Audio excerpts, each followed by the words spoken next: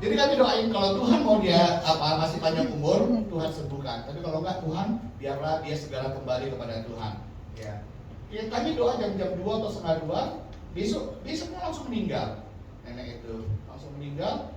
Terus di kampung itu langsung saya diumumkan kalau ada yang orang tua udah lama sakit meninggal, ada Pak Jomin, dia pulang cepat dicari spesialis meninggal ya.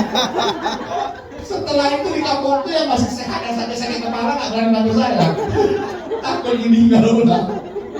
Terus saya kembali ke satu desa namanya Dari, satu keluarga pada saya doain rumahnya, mas baca doa rumah. Terus saya tanya, Bu, mau doa apa Bu? Mau doa sembuh? Oh enggak Pak, doa rumah aja Pak. Dia takut sakit, doain mati dulu nyawanya.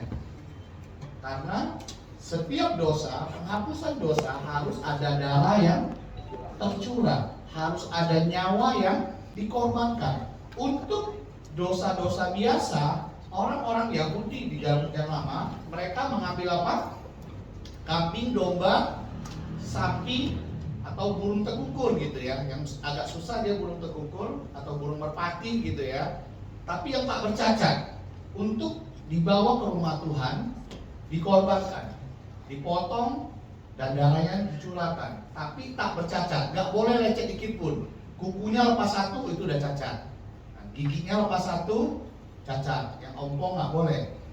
Sini ada yang ompong, banyak yang udah tua ompong. Dina belum ompong ya Lin.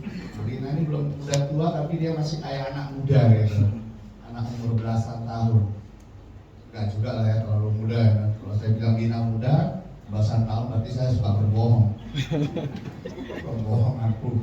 Ya, jadi itu yang harus dilakukan untuk penghapusan dosa. Demikian juga untuk menghapuskan dosa manusia secara total sempurna, harus ada pribadi yang tak bercacat, pribadi yang kudus. Tidak ada manusia satupun yang kudus dan tak bercacat. Semua orang telah berdosa. Jadi Tuhan sendiri yang tak berdosa, Tuhan yang kudus, dia harus datang ke dunia ini.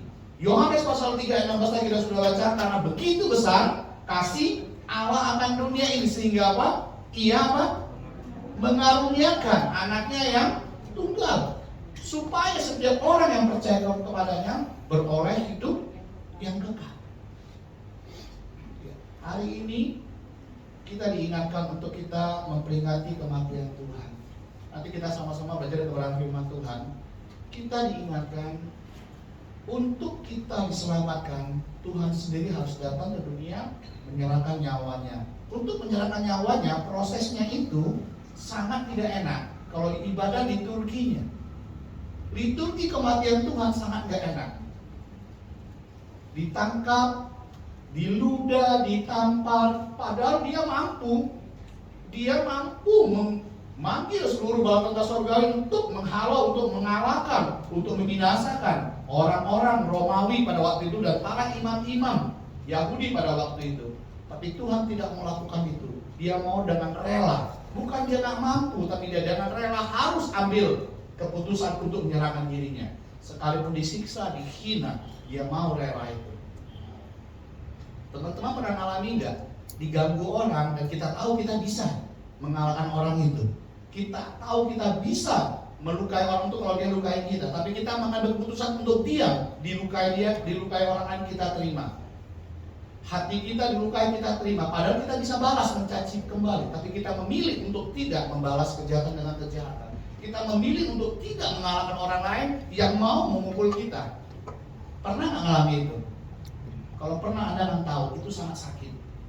Kita dicaci, dimaki-maki di depan orang, kita difitnah sebagainya. Sebenarnya kita bisa mengatakan kembali, mengklarifikasi kembali, atau kita menyerang dia kembali dengan kata-kata juga. Tapi kita mengambil keputusan tidak membalas cacian, makian dengan cacian kita. Tapi kita mengambil keputusan untuk diam, terima cacian itu. Atau orang memukul kita, kita berambil keputusan enggak melawan. Sebenarnya kita mampu mengalahkan dia dengan fisik kita. Dan ketika kita ambil keputusan itu, kita berani tidak melawan kejahatan dengan kejahatan, itu kita sedang memposisikan diri kita seperti Tuhan Yesus. Amin. Mau seperti itu, tidak melawan kejahatan dengan kejahatan. dimaki orang, dicaci orang, terima kasih Tuhan ajari saya sabar. Bisa kayak gitu? Bisa? Coba tanya kiri kanan, bisa nggak pakai itu? Bisa nggak? Jujur bilang, jujur. Maki-maki ini, tadi dia kan ditampar lagi, diludahin. Bisa nggak? Tiba-tiba direksi. Sabar Ya, tiba-tiba direksi berdiri lagi ngomong-ngomong, diludahi sama Agus. sama saya. Pas Agus baru makan pete pula tuh, lupa sikat gigi. Aduh. Terus direksi bilang apa? Aku mengampunimu. Aku mengampuni karena engkau tidak tahu harumnya ludah.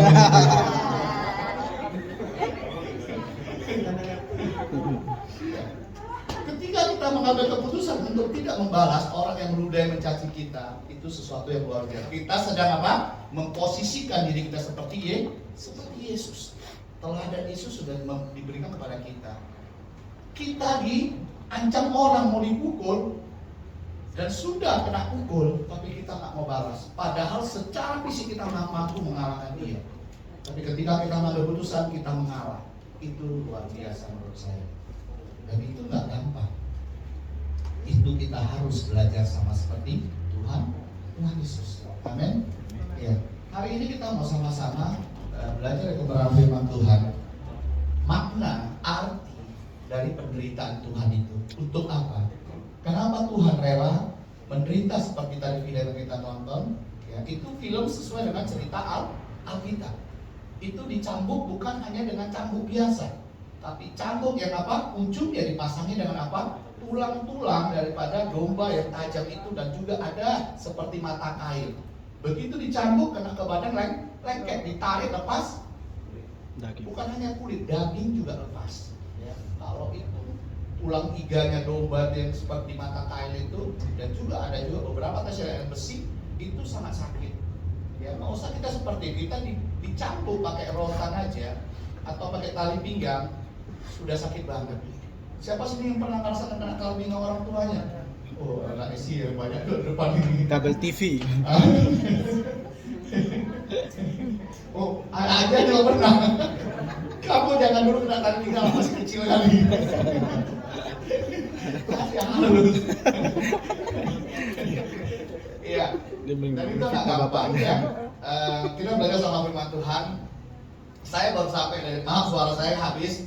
Saya selama 2 minggu tuh nggak berhenti berkhotbah di beberapa daerah, bernyanyi dan juga KKR terus. Ya, puji Tuhan walaupun capek, tapi kita lihat banyak sekali pujian Tuhan terjadi. Yang sakit disembuhkan, ada banyak terjadi. Ya, ada yang kepahitan boleh melepas pengampunan. Ada juga orang yang anaknya pengen orang tuanya meninggal. Anak saya di sini nggak ada ya. Enggak, memang orang tuanya udah berhari-hari tidak bisa bangun, tidak bisa makan, tidak lagi bisa apa-apa, tapi masih hidup. Ya, kita tahu ya orang-orang zaman dulu banyak seperti itu ya. Karena apa? Karena menyimpan puasa-puasa kegelapan. Ya, ada susuk-susuk yang dipasang di badan itu tidak bisa dia meninggalkan dunia ini, masih terikat oleh kuasa-kuasa dunia. Tadi kami diminta tolong, sebenarnya saya nggak mau gitu ya, tapi dipanggil ke satu desa, diminta tolong. Saya bersama dengan teman-teman, dengan adik saya juga ada Rita, ada tim juga, ada dari Sabang, ya ada dari Jakarta. Kami ada beberapa tempat ya, dari Kalimantan Timur, dari Kalimantan Barat, Jakarta, Bekasi, Sabang, dan Medan ya kami layani. Kami doa habis ibadah jam 1 atau setengah 2 kalau nggak salah.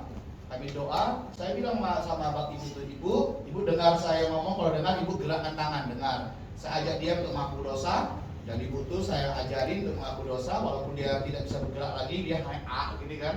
Kalau saya ada fotonya, saya ada fotonya, saya ada foto dan saya kirim kasih teman foto itu.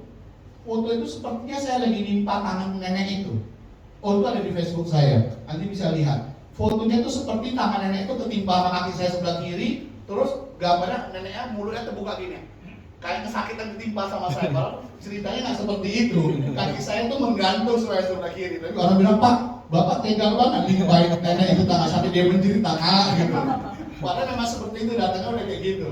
Jadi kami doain kalau Tuhan mau dia masih panjang umur, Tuhan sembuhkan. Tapi kalau enggak, Tuhan biarlah dia segera kembali kepada Tuhan.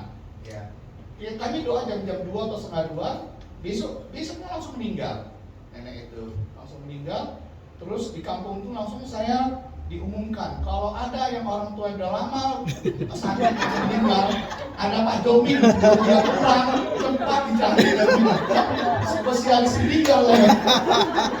Setelah itu di kampung itu yang masih sehat yang sakit kepala nggak berani bantu saya, takut meninggal udah. Terus saya kembali ke satu desa namanya Dari, satu keluarga pada saya doain rumahnya, nggak semuanya doa rumah. Terus saya tanya, Bu, mau doa apa Bu? Mau doa sembuh? Oh enggak Pak, doa rumah aja Pak. Dia takut sakit, doain mati pula. Ya, jadi ada banyak sekali perbuatan Tuhan yang ajaib. Dan kami sangat capek, kami begitu keluar dari pedalaman, mobil kami patah, sasis perkeongnya itu, jadi nggak bisa bergerak. Jadi saya dari pagi sampai paginya kemudian baru selesai ngerjakan mobil itu di tengah hutan. Ya, di tengah-tengah hutan yang tidak ada penduduk, tapi Tuhan kasih kami keberanian dan kemampuan untuk kami juga ya bisa menyelesaikan pekerjaan Tuhan ya. Jadi ketika kita ingin sungguh-sungguh melayani Tuhan menjadi berkat bagi banyak orang, enggak gampang aja. Ada proses. Tuhan izinkan juga ujian iman. Ya, jadi ya luar biasa. Saya semalam baru sampai, dijemput oleh cici saya sama Bapak Aguan di bandara baru sampai. Saya sampai ke rumah, saya langsung sibuk buat khotbah untuk hari ini. Ya, ngantuk-ngantuk, capek, saya siapin khotbah, nggak sanggup selesai. Saya pikir besok pagi saya selesaikan. Tadi pagi bangun, istri saya baru telepon saya pagi-pagi untuk buat bahan khotbah, buat dan sudah selesai. Puji Tuhan. Ada satu lagi perkara, ban mobil kempes, kandas, reaksi kali kempes itu, nggak bisa jalan mobilnya. Jadi saya sudah siapin, sudah senang-senang, betulin ban, ganti ban serap, semuanya selesai, buru-buru mandi dan berangkat. Sampai di sini bahan khotbahnya ketinggalan. Jadi hari ini tidak ada pakai slide PowerPoint karena semua yang dikerjakan dari semalam sampai tadi pagi yang sudah selesai dengan baik ketinggalan di rumah. Saya tanya Nolino, ada bawain saya punya flash disk enggak? Jadi hari ini kita pakai ayat Alkitab aja ya. Amin, dan enggak lama. Ya, kita buka di Roma pasal 5. Roma pasal 5 ayat 6 sampai dengan ayat yang ke-11. Roma pasal 5 ayat 6 sampai dengan ayat yang ke-11. Kita akan baca secara bergantian, dimulai dari saya membaca ayat ke-6, saudara Bapak Ibu membaca ayat yang ganjil dan selanjutnya. Dan saya mengundang untuk kita menghormati firman Tuhan yang kita baca, kita bersama-sama bangkit berdiri. Mari. Karena waktu kita masih lemah, Kristus telah mati untuk kita, orang-orang durhaka pada waktu yang ditentukan oleh Allah. Sebab tidak mudah seorang mau mati untuk orang yang benar, tetapi mungkin untuk orang yang baik ada orang yang berani mati. Akan tetapi Allah menunjukkan kasih-Nya kepada kita, oleh karena Kristus telah mati untuk kita ketika kita masih berdosa. Lebih-lebih kita sekarang telah dibenarkan oleh darahnya, kita pasti akan diselamatkan dari murka Allah. Sebab jikalau kita ketika masih seteru diperdamaikan dengan Allah oleh kematian anaknya, lebih-lebih kita yang sekarang telah diperdamaikan pasti akan diselamatkan oleh hidupnya. Dan bukan hanya itu saja, kita malah mendengar dari Allah Yesus Kristus Tuhan kita, sebab oleh Dia kita telah menerima perdamaian itu. Amin. Silakan duduk kembali. Ya, hari ini saya akan menyampaikan ya penderitaan Yesus menghasilkan ya. Penderitaan Tuhan Yesus menghasilkan ada 5 poin. Poin yang pertama adalah solusi, poin yang kedua adalah substitusi, poin yang ketiga adalah propisiasi, dan poin yang keempat rekonsiliasi, poin yang kelima adalah rejoice. Ya. Jadi ada 5 poin dari pembacaan kita. Di ayat yang ke-6 di sini jelas dikatakan, karena waktu kita masih lemah, Kristus telah mati untuk kita, orang-orang durhaka pada waktu yang ditentukan oleh Allah. Ya. Karena waktu kita masih lemah itu tak berdaya, tidak punya kekuatan, tidak punya kemampuan untuk apa? Untuk berhenti berbuat dosa.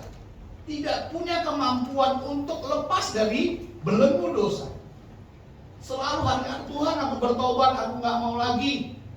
Aku udahlah berhenti untuk lakukan dosa ini. Aku mau sungguh-sungguh bertobat. Itu ngomongnya hari Sabtu. Pas ibadah pemuda, bertobat sungguh-sungguh. Menangis, ya. Ibadah minggu, menangis karena merasa bertobat sungguh merasakan begitu bahagia bisa bebas dari dosa yang selama mengikatnya. Tetapi di hari Selasa udah jatuh lagi, udah lupa. Sebenarnya masih antara iya dan enggak, tapi Selasa jatuh, Rabu jatuh lagi. Ya, ada banyak kita seperti itu. Ada banyak di antara kita seperti ingin berhenti dari dosa, ingin tidak lagi berbuat dosa, ingin tidak lagi dikuasai menjadi hamba dosa, tapi karena kehidupan orang-orang sekeliling kita, tawaran-tawaran dunia, ya, godaan-godaan dunia, tipu daya iblis membuat kita sering jatuh dan jatuh lagi di dalam dosa. Dosa-dosa yang sama selalu kita lakukan. Makanya saya katakan sering ada dosa favorit. Di sini ada punya dosa favorit? Ada? Senang banget sama dosa itu. Jatuh 100 kali, bertobat 1000 kali, tetap balik lagi melakukan dosa yang itu. Makanya dosa favorit. Iya, anak-anak muda dosa favoritnya ada. Ibu-ibu dosa favoritnya ada.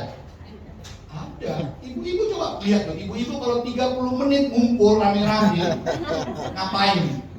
30 menit. Apa, Bu? Apa yang aku bilang, udah dengar belum? Tahu nggak dia?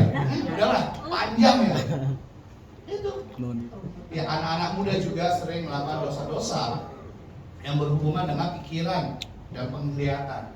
Ya, dosa-dosa bisa masturbasi, onani, itu dua dosa. Karena firman Tuhan berkata, kalau engkau memandang wanita atau memandang lawan jenis lah istilah dalam itu, engkau menginginkan dalam hatimu, engkau sudah berzina. Berzina sama dengan membunuh, berzina sama dengan mencuri. Itu sama, itu dosa. Itu harus berhenti. Amin. Itu harus berhenti karena itu menghalangi berkat Tuhan, janji Tuhan untuk tergenapi dalam hidup kita. Makanya saya sering bilang, jangan lakukan lagi dosa-dosa yang lama. Jangan lakukan lagi dosa-dosa yang sama. Setuju? Putra? Jangan lakukan dosa-dosa yang sama karena masih banyak dosa yang baru yang perlu kau coba. Nggak boleh lagi dosa-dosa yang lama maupun yang baru. Kita harus berjuang. Gampang nggak? Nggak gampang. Perlu pertolongan dari Tuhan.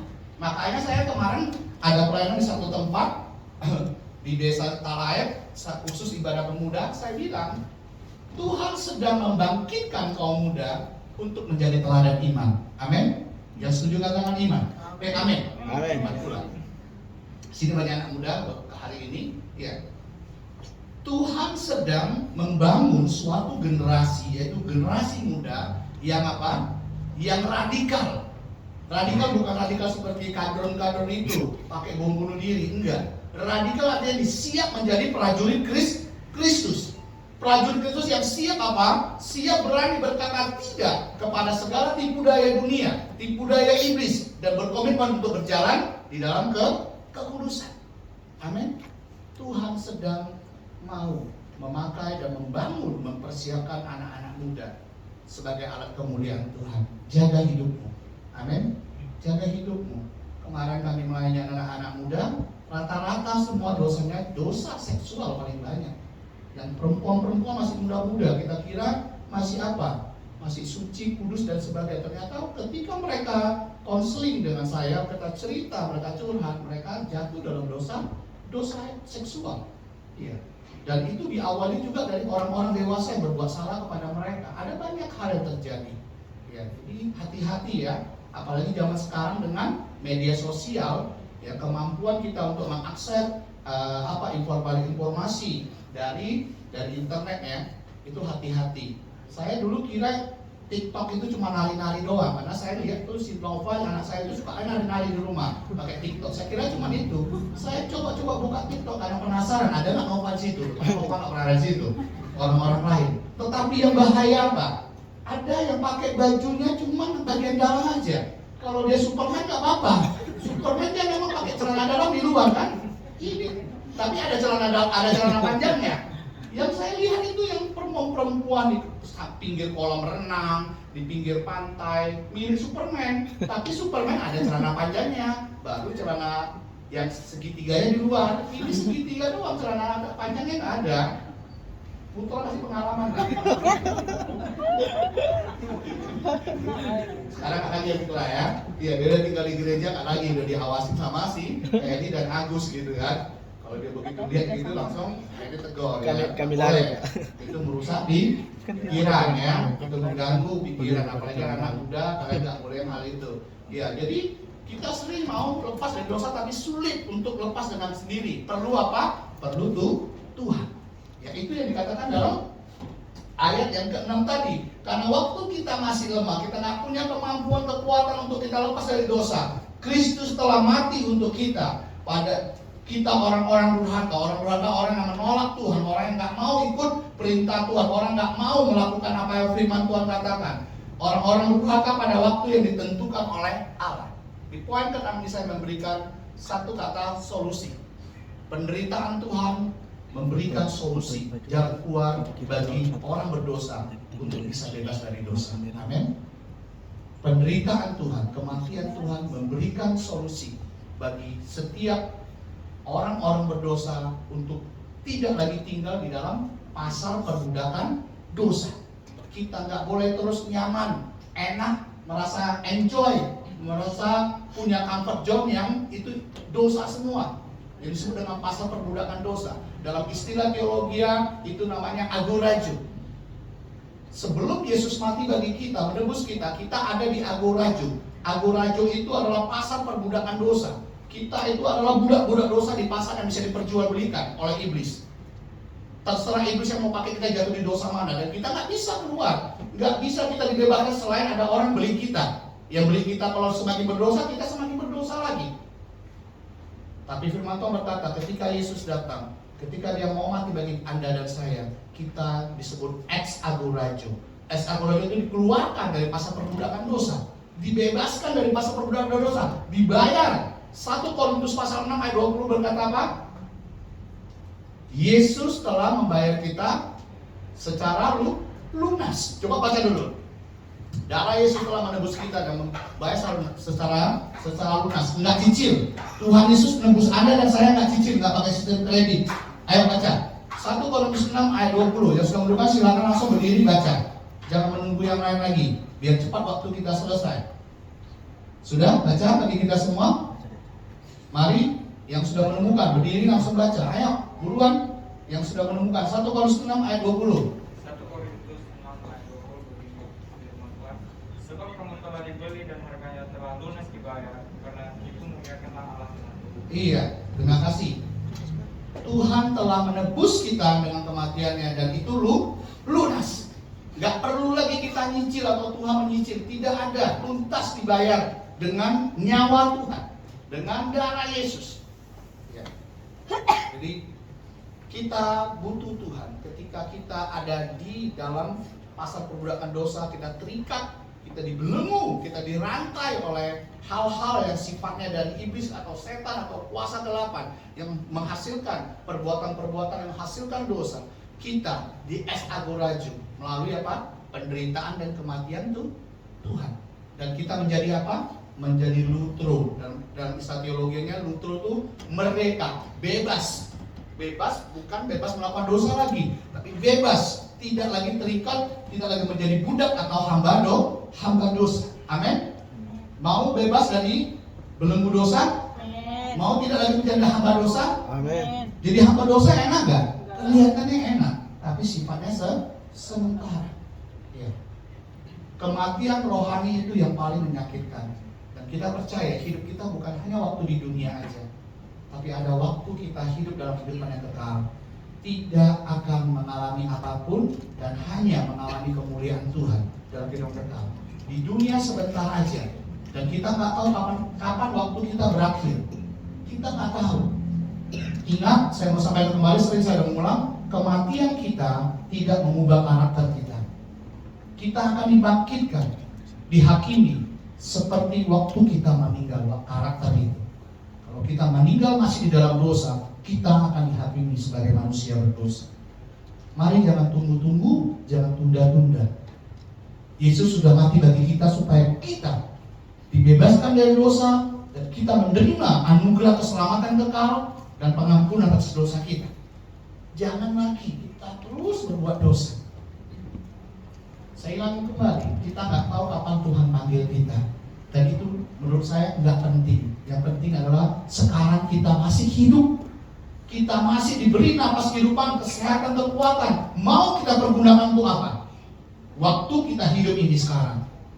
Efesus pasal 5 ayat 16 berkata, pergunakanlah waktu yang ada, sebab hari-hari ini adalah jahat. Ada banyak hal di sekitar kita yang bisa membuat kita jadi jahat. Ada banyak hal di lingkungan kita di mana kita berada yang bisa menjerumuskan kita untuk kita berbuat dosa, untuk kita jatuh dalam dosa.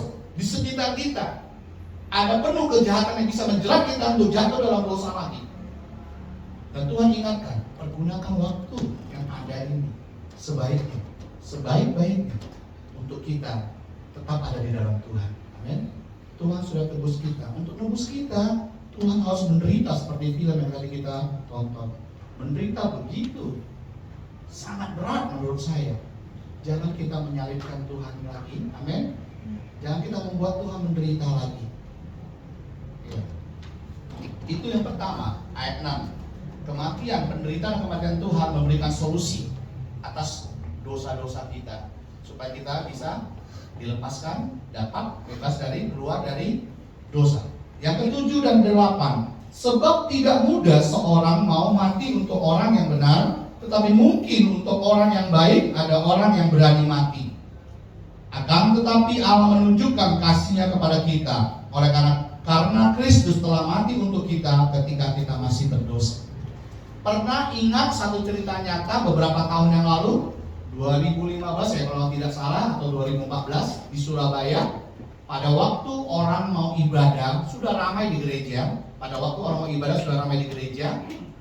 Tiba-tiba ada jemaat melihat ada bungkusan plastik yang besar seperti ransel di dalam gedung gereja. Gereja waktu itu gereja Katolik sudah memulai ibadah. Nah waktu itu di Surabaya biasa kalau gereja-gereja ibadah ada yang namanya banser. Banser itu orang-orang Islam yang dikirim oleh lembaga mereka untuk menjadi pengaman di gereja-gereja. Ini orang Islam. Ya, banser itu NU, Nadatul Ulama. Ya, punya satu namanya tim penjaga-penjaganya gitu ya. Ada side organisasi namanya. Dan itu bisa diutus untuk menjaga gereja-gereja. Mereka ada 3 orang waktu itu menjaga gereja itu. Singkat cerita, ketika ada jemaat bilang ada bungkusan yang mencurigakan, 3 orang banser ini langsung masuk ke gereja, dan satu Rosin atau apa namanya, lupa saya, nanti teman-teman bisa cek aja di Google. Dia mengambil bungkusan itu dan dia buka. Bertiga mereka buka, begitu dibuka ternyata isinya bom yang bunyi tek tek tek gitu. Semua jemaat langsung menyebar, tapi semua sudah ada dalam gedung. Akhirnya yang 3 orang ini tidak bisa apa, tapi satu yang namanya Rosin ini langsung dia ambil tas, dia lari langsung ke depan untuk dia jangan sampai meledak di dalam gedung gereja. Dia bawa lari keluar, dia buang ke tong sampah, dia lempar, mental balik lagi bomnya itu, dan itu masih bunyi. Dia begitu itu orang sudah pada lari semua, tapi sebagian dalam gereja masih banyak orang, tapi dia tidak menyerah. Dia ambil lagi, dia bawa lari, bukan lempar lagi, tapi dia bawa lari, dan di waktu dia lari itulah meledak bom itu, dan dia mati. Dia mati 1 orang, tapi jemaat di gereja semua selamat. Ya. Sampai hari ini tetap dikenang dia ini, ya, menyelamatkan banyak nyawa, ya. Dan dia harus korbannya nyawanya, ya. Dan dia tidak punya hubungan apa-apa dengan orang gereja, tapi dia mau lakukan itu demi satu tujuan, nyawa orang banyak diselamatkan. Tuhan juga melakukannya demi satu tujuan. Dia begitu mengasihi kita, dia nggak mau kita mati dalam kematian yang kekal. Dia nggak mau kita dihukum di neraka. Dia mau kita bersama-sama dengan Tuhan di surga. Amin. Dia katakan apa? Dia rela tanggung semua, dan dia mau mati bagi kita. Ketika kapan dia mau mati? Ayat 8. Ketika kapan? Ketika kita masih berdosa. Artinya kita masih menjadi seteru Allah, menjadi musuhnya Allah. Kita sedang memberontak, kita sedang melawan Tuhan, kita sedang ingin mengalahkan Tuhan, menantang Tuhan dan sebagainya. Tapi pada saat kita sedang menjadi musuhnya Tuhan, Tuhan mati bagi kita. Luar biasa nggak? Makanya saya sering kemarin waktu di Bandung, di Cornerstone GII Hoito, saya bilang, jangan tunda-tunda waktu dalam kita mengambil keputusan untuk hidup sungguh-sungguh dalam Tuhan dan melayani Tuhan. Jangan tunda-tunda, jangan tunggu nantilah. Tunggu saya bisa dulu, tunggu saya sempurna dulu, tunggu saya baik dulu, tunggu saya sudah bisa berhenti berbuat dosa. Ayat 8, Bapak Ibu teman-teman baca, Tuhan mati bagi kita waktu kita masih berdosa. Jangan tunda-tunda untuk hidup sungguh-sungguh dalam Tuhan. Ambil keputusan, datang kepada Tuhan. Percayalah, ketika engkau sungguh sedang bertuhan, Tuhan akan menyadarkan engkau melalui Roh Kudus-Nya, menginsafkan dosa-dosamu, dan engkau akan berhenti berbuat dosa. Amin.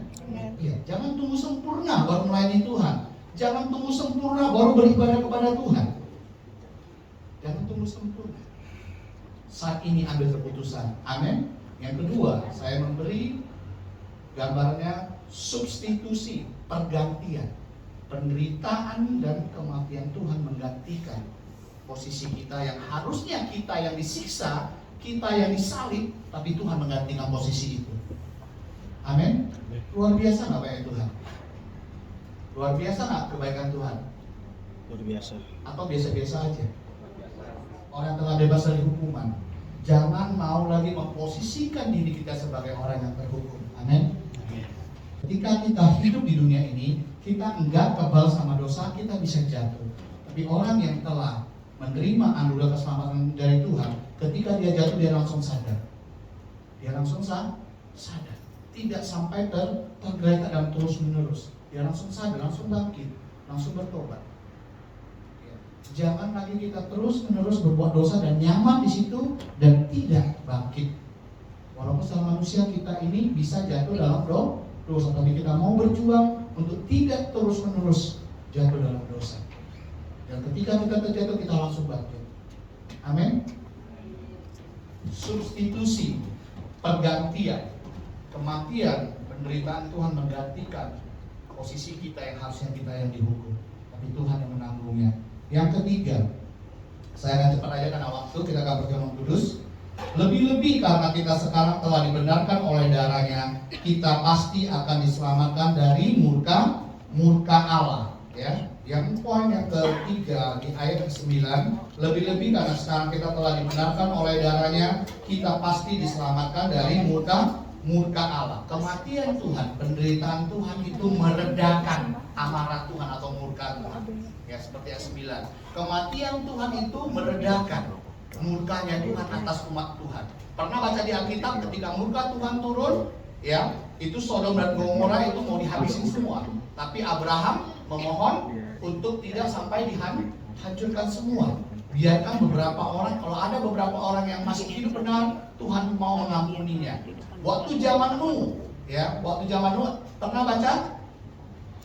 Semua orang mati kena air bah, hanya Nuh bersama dengan anak-anaknya dan binatang-binatang yang ada di bahtera. Pernah baca itu? Pernah nggak? Binatang-binatang yang dikatakan ada nggak situ? Binatangnya gabung nggak di dalam kapal? Terus kalau harimau gabung sama sapi, masih hidup nggak sapinya gitu? Kita nggak tahu lah cerita. Nanti kita waktu sore kita tanya, sapi kamu waktu itu gabung sama harimau nggak waktu di kapal itu? Ya, jadi dibinasakan Tuhan semua, murka Tuhan. Tapi di sini dikatakan kematian Tuhan meredakan murka Tuhan untuk kita semua tidak dibinasakan. Amin. Amin. Propisiasi, meredakan murka. Propisiasi. Yang pertama tadi apa? Penderita kematian Tuhan memberikan solusi yang kuat untuk dosa kita. Kemudian yang kedua, lupa. Yang kedua apa? Eksekusi. Substitusi. Pergantian, bukan pergantian sepak bola ya. Yang apa? Yang ketiga, propisiasi, meredakan murka Tuhan. Yang keempat, ya, yang keempat ini adalah Udah tahu sih Rex itu. Karena di sini dikatakan yang keempat apa? Ayat 10, sebab jikalau kita ketika masih seteru diperdamaikan dengan Allah oleh kematian anaknya, lebih-lebih kita yang sekarang telah diselamatkan, diperdamaikan, pasti akan diselamatkan oleh hidupnya. Ya, saat ini kita telah diperdamaikan dengan Allah Bapa melalui kematian Yesus. Rekon apa? Rekonsiliasi, diperdamaikan, ada perdamaian karena upah dosa ialah maut. Tuhan mengasihi orang berdosa, tapi Tuhan membenci dosa. Tuhan tidak bisa menyatu dengan dosa, walaupun Tuhan mengasihi orang berdosa. Ya, seperti ingat, Yesus mengasihi orang berdosa enggak? Waktu ada seorang perempuan yang dibilang kedapatan berzina, waktu itu mau dirajam, Tuhan rajam dia enggak? Tuhan mengampuni. Tapi ingat, Tuhan ngomong apa?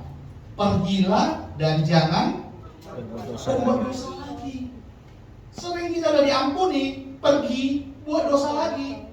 Datang lagi sama Tuhan minta ampun, pergi lagi berbuat dosa lagi.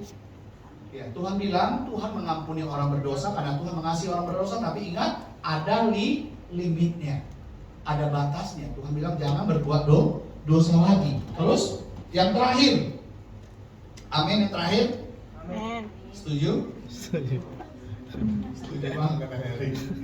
Capek dengan Bapak ngomong depan. Oke, yang 11. Dan bukan hanya itu saja, kita malah bermegah dalam Allah oleh Yesus Kristus Tuhan kita, sebab oleh Dia kita telah menerima pendamaian itu. Kita setelah didamaikan kita bisa bermegah, dikatakan kita bisa bersuka cita. Yang terakhir adalah rejoice. Kita bisa bersuka cita, bermegah di dalam Tuhan. Karena apa? Karena Tuhan sudah mengampuni semua dosa kita. Sebesar apapun dosamu, seperti merah, seperti buah kirmiji, Tuhan bisa menjadikan menjadi Putih. buah apel. Iya kata mama, enggak, jadi putih seperti salju, bukan jadi buah kirmiji dari buah apel. Buah durian jadi buah cempedak. Iya, tahu buah kirmiji nggak? Mungkin ada ibu-ibu yang nggak tahu juga atau adik-adik. Buah kirmiji itu buah yang dipakai untuk mewarnai kain-kain. Pada waktu itu kain tenun belum ada seperti pewarna yang buat sekarang, jadi perlu buah kirmiji untuk memberi warna. Kalau sudah kena buah kirmiji itu, warnanya akan luntur. Iya. Pernah nggak belanja di Jakarta di Tanah Abang, tempat orang-orang Arab jualan kain? Pak Yohanes bahkan sering ke sana. Pernah nggak belanja di Tanah Abang, Pak?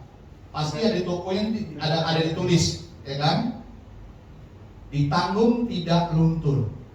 Ya kan? Kita beli baju sana karena sudah ada jaminan ditanggung tidak luntur. Kita beli banyak-banyak karena dijamin ditanggung luntur. Beli sampai rumah cuci langsung luntur semua. Kita datang lagi komplain, Pak, Bapak bilang ditanggung tidak luntur. Bapaknya marah, kita marah dia lebih marah. Kamu nggak tahu nggak saya siapa? Saya bangsa apa? Dia bilang orang Arab. Dia bilang orang Arab baca dari kanan ke kiri, bukan dari kiri ke kanan. Dari kanan ke kiri luntur tidak ditanggung. Makanya saya protes karena baca dari sini katanya. Orang Indonesia dari sini, tapi orang Arab dari kanan. Nah, luntur tidak ditanggung. Nah, silakan katanya, nggak bisa ganti. Ya, jadi itu cerita aja lah. Maksudnya sebesar apapun, seberat apapun, sedalam apapun dosamu, Tuhan pasti mengampunimu. Amin. Karena Tuhan begitu mengasihi kita. Kita bangkit berdiri, kita angkat pujian ini. Ku telah mati dan tinggalkan. Saya mengundang petugas seperti yang